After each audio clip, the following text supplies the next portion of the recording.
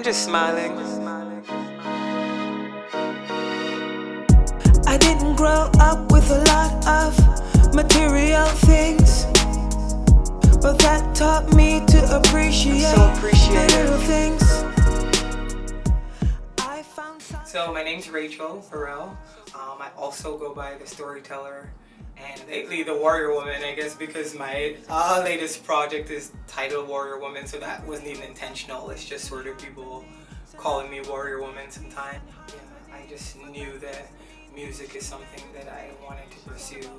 It sounds so dramatic to say, and I often say this whenever I'm asked a question similar to that. I feel like it's something that saved me from any sort of destructive path I could have gone down, you know, because I've been through so many different things that taking up a pen and paper to have that release is just something that I'm forever grateful for. Well, there was this lady who I didn't invite to the show, so she must have walked in from the street, which was nice, but she came up to me after the show and she had a wig on. I wouldn't have known, but she pulled it off and she said, I've been going through chemo and just listening to the lyrics of that song, Better Days Are Coming, why throw in the towel, why give up now? She's like, this really resonated with me, and it's just the power of what art and music can do. Yeah, so I know I'm meant to do it. I just know that this is a way I'm supposed to use my voice, and this is how I'm going to make an impact on people. Yeah. Hey, man. Yeah. Take a moment right now. How would I describe my music? I feel like I cross genres a lot. Something that I've been doing a lot lately is incorporating spoken word poetry into my music as well. And that's interesting because I started out doing poetry before I started out singing. Like I started out doing poetry in church. And then I would say around 12 years old, I started writing, sort of just writing and putting together different genres that I've been attracted to. I'm really attracted to Motown. I'm really attracted to old school R&B because I feel like there's a certain like honesty and rawness that I don't want to say is completely lacking now, but that's initially what drew me into figuring out my style. And I feel like my style is ever changing, but right now I would say it's R&B soul and just incorporating a ton of like spoken word aspects lately. So yeah, I do think it'll be a masterpiece. But my process is just, it varies because, for instance, I've been working with a producer named Joe Wise. I worked with him on my last project, Warrior Woman, and I'm working with him on this next project, which I'm looking to release mid-February to early March. But my process is that I need to connect with the beat. It needs to be honest. Like, I need to not force it, in other words. So there's sometimes when I'll get a beat and I'm immediately feeling just these feelings of like joy, peace, and the words will just flow out. And I'll hear a beat and I'll say, this is something that I want to work on, but the words aren't coming right now, so I'm not going to force it. I think the worst thing you could do is put out like forced or rushed material. I think you're going to lose the quality of it and the authenticity of it. So my process is just like honest. It's honest. Like everything that I put out is honest for my life and my experiences. It's not like some facade or something that I'm like making up. I love it. I love that. Speaking to existence, I actually feel like every time I put pen to paper, my mission is always like, this is gonna be my best work yet. I'm so grateful to be alive right now.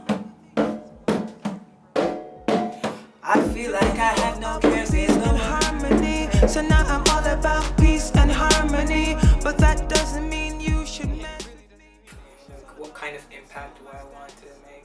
It's something that I take seriously because of, again, the things that I'm not going to get super deep into the things that I've been to.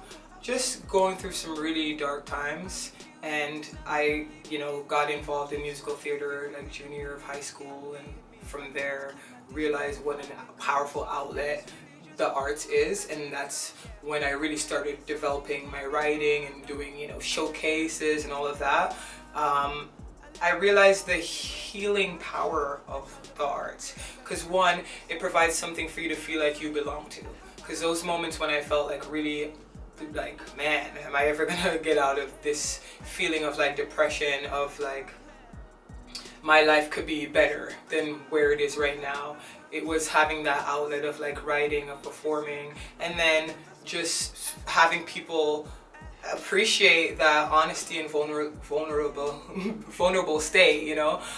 So for me, it's to make people know that they can overcome. You're bigger than your circumstances. It's not easy, but I want people to see that if you keep trying, you can achieve anything. And I just want people to be able to relate. Like, I write about everything, you know, love, heartbreak, life, everything. So just the impact that I want to make is just someone listening to my music and appreciating the honesty of it. I found solace with the trees No. and stars. So yeah, that's good. Okay. That's good. That's good. Yeah. I guess that's Wow. what I have a So many. So many. I would say I really admire Jill Scott. She's like a neo soul singer, very dope. Michael Jackson.